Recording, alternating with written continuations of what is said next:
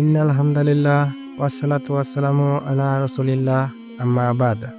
কিছু বুদ্ধিজীবী ও সুশীল ভাইরা বলে থাকেন, কে মুসলিম কে কাফের, কে মুমিন আর কে মুরতাদ তা পরকালে আল্লাহ তাআলা বিচার করবেন।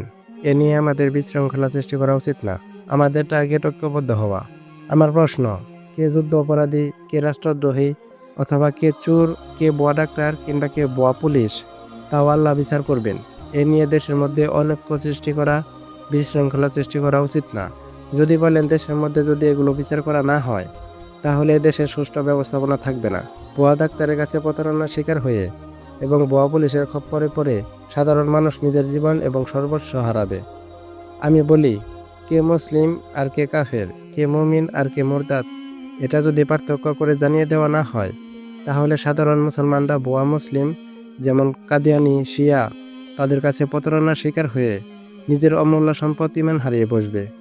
শিয়া কাদিয়ানিরা কুফরের মাঝে ইসলামের সাইনবোর্ড লাগিয়ে নিজেদের কুফরকে ইসলাম বলে পেশ করে। এরা ইসলামের নামে মূলত মদভর্তি বোতলের উপর জমজমের পানির লেবেল লাগিয়ে বাজারজাত করে। কুকুরের গোশতকে গরুর গোশত বলে বিক্রি করে। ওষুধের নামে বিষ খাওয়িয়ে দিয়ে সাধারণ মুসলমানদের ইমান হারা ও ইসলাম ছাড়া করে। এটাও দাজ্জালের নিগুড় ফিতনার অংশবিশেষ। দাজ্জাল ইমান ও কুফর, হক ও বাতিল, আকিদা ইত্যাদি মৌলিক বিষয়কে লিবারেল ফ্রেমিং করবে। রুটি পাহাড়ের লোভ দেখিয়ে বলিয়ে দিবে ফান্ডামেন্টাল থিঙ্ক ট্যাঙ্ক।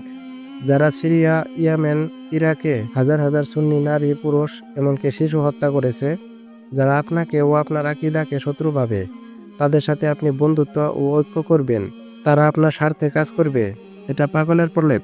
আমরা অ্যাকচুয়াল শত্রু মিত্র চিনতে এখনো অক্ষম। কোরআন বলে, আল্লাহ যাকে পথভ্রষ্ট করেছেন, তোমরা কি তাকে হেদায়েতের পথে আনতে চাও? কাজেই যে কাফের, তাকে সঠিক পথের প্রতীক বলার সুযোগ নেই। আল্লাহ তাআলা আমাদের বোঝার তৌফিক দান করুক। আমিন। আসসালামু আলাইকুম ওয়া রাহমাতুল্লাহ।